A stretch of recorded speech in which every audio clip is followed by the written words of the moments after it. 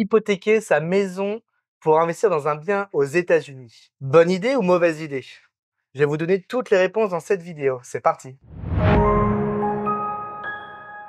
Bonjour à tous, je suis Julien Reynard d'Investir.us, je suis ravi de vous retrouver pour cette nouvelle vidéo. Alors aujourd'hui, on va parler financement pour acquérir un bien aux États-Unis. Il y a différentes méthodes comme vous le savez et notamment des méthodes de financement depuis les États-Unis mais également des méthodes qui existent depuis votre pays d'origine. C'est aujourd'hui exactement sur ce sujet-là que je veux vous apporter des éléments. Peu d'entre vous peut-être être au courant de cette solution-là, mais il y a différentes solutions qui existent depuis votre pays d'origine, la France, la Belgique, la Suisse, le Luxembourg et bien sûr le Canada francophone. Pour tous ceux qui m'écoutent, merci beaucoup de nous soutenir quotidiennement et de souscrire à cette chaîne YouTube.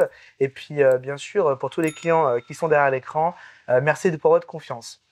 Alors pour revenir à notre sujet du jour, oui déjà la première chose c'est qu'il est possible d'obtenir un financement depuis son pays d'origine avec une banque en fait de son pays d'origine.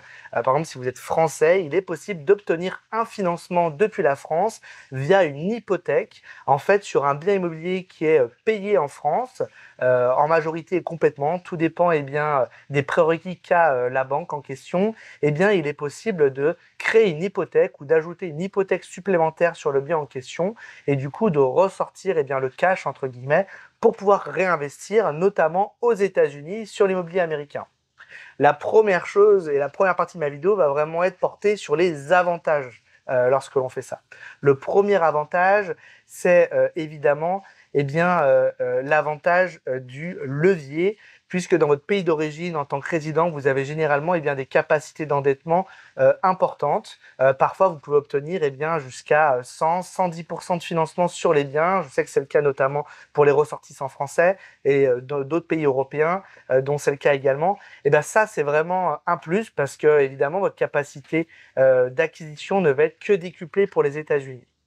Deuxième avantage important, c'est que dans de nombreux pays, les taux d'intérêt sont plus avantageux qu'aux États-Unis. C'est notamment le cas de beaucoup de pays en Europe. Actuellement, je crois que les taux en France, par exemple, sont autour de 3,5-4%. Donc ça, c'est top parce que vous pouvez avoir du levier financier à bas coût. Il faut que vous compreniez qu'aux États-Unis, les rendements sont plus élevés qu'en Europe. Les taux d'emprunt généralement aussi plus élevés. Mais si vous arrivez à coupler le meilleur des deux mondes, emprunter bas et générer plus de rendement, c'est, comme on dit, bingo, banco, comme on veut, mais en tout cas, c'est très positif. Autre avantage, bien sûr, d'emprunter dans son pays d'origine, c'est que vous pouvez avoir des conditions plus favorables que d'emprunter aux États-Unis, des frais d'emprunt moins importantes. Vous pouvez également avoir des avantages non négligeables, des avantages légaux. Je sais que par exemple qu'en France, on vous permet de revendre le bien, mais vous n'êtes pas dans l'obligation formelle de rembourser votre emprunt après avoir revendu votre bien. Et donc cet argent peut être réutilisé si c'est un emprunt vraiment très faible, à très bon intérêt, de le réinvestir, pourquoi pas, dans l'immobilier américain. Donc ça, ce sont quand même des avantages très importants. Je fais un petit focus désormais pour nos amis canadiens, pour qui il y a également beaucoup de leviers disponibles. Vous, en tant qu'investisseur propriétaire au Canada, vous avez la capacité, avec l'equity que vous avez gagné dans votre bien que vous possédez au Canada, d'utiliser cette equity comme mise de fonds pour l'acquisition d'un bien aux États-Unis. C'est-à-dire que vous avez une capacité immédiate de réutiliser votre levier et d'avoir une mise de fonds qui est extrêmement faible, pour ne pas dire inexistante dans beaucoup de cas, pour acheter un bien aux États-Unis. Donc ça, c'est quand même un sacré avantage, puisque lorsque vous travaillez avec une banque, puisqu'il en existe un certain nombre qui sont des deux côtés de la frontière, des banques canadiennes qui sont très implantées aux États-Unis, on en a un certain nombre, ça vous facilite beaucoup les choses, évidemment, et donc vous avez cette capacité d'utiliser l'equity que vous avez gagné dans votre bien au Canada et immédiatement de le transférer en apport, down payment, comme on dit, personnel, pour faire l'acquisition d'un bien aux États-Unis. Donc ça, c'est quand même génial. Alors désormais, je vais vous parler des inconvénients de ce type de mécanisme, parce qu'il y a bien quelques inconvénients. On ne pourrait pas faire, je ne serais pas honnête de vous faire une vidéo en vous disant qu'il n'y a que des avantages. Il y a toujours des contreparties. La première contrepartie, lorsque l'on emprunte dans son pays d'origine, par exemple avec une devise différente, que ça soit l'euro ou le dollar canadien, pour ceux qui m'écoutaient, la première problématique, ça va être effectivement l'enjeu du change, puisque vous allez avoir une obligation à rembourser mensuellement en euros, et vous allez générer des revenus en dollars. Alors tout ça, ça se gère malgré tout, puisque bah, vous pouvez faire des remboursements en vous organisant un peu à des moments spécifiques où vous allez pouvoir avoir un change intéressant et donc rembourser cette dette partielle. Mais il faut peut-être prévoir un peu de trésorerie pour faire ça en amont et pour gérer cet enjeu de change. Deuxième inconvénient, c'est effectivement l'argent que vous allez emprunter dans votre pays d'origine.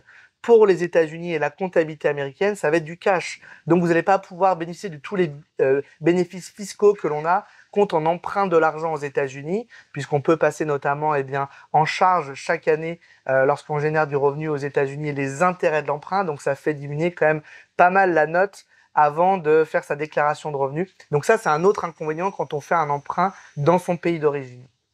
Troisième inconvénient, évidemment, c'est plus une recommandation qu'un inconvénient, c'est faites attention à ne pas faire surchauffer votre levier, dans le sens où vous avez potentiellement un bien dans votre pays d'origine qui est loué, où il y a déjà une dette, vous allez pouvoir encore ressortir du cash sur ce bien-là pour les Canadiens avec l'enjeu de l'equity, ou avec les Français, c'est peut-être possible également, ou les Européens avec un emprunt hypothécaire et mettre une deuxième obligation sur le bien, pour réutiliser ça pour réinvestir aux États-Unis et mettre également une obligation avec un locataire. Si par malchance des deux côtés ça se passe mal avec un locataire, on va dire que votre locataire en Europe ou au Canada et votre locataire aux États-Unis ne vous paye pas correctement, ça peut vous mettre en difficulté parce qu'il y a beaucoup d'obligations contre ça. Donc voilà, juste une recommandation, faites attention au levier. Après, évidemment, tout ça doit être corrélé également avec la démarche d'investissement, dans quel type d'actifs vous allez investir aux États-Unis. Il y a peut-être probablement moyen de pondérer son risque à la baisse et de limiter au maximum tout en utilisant le levier.